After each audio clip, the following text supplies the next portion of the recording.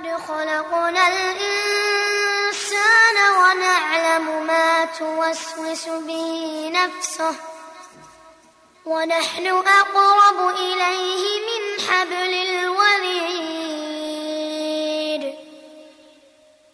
إذ يتلقى المتلقيان عن اليمين وعن الشمال قعيد ما يلفظ من قول إلا لديه رقيب عتيد وجاءت سكرة الموت بالحق ذلك ما كنت منه تحيد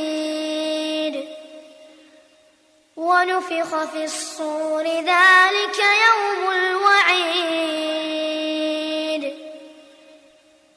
وجاءت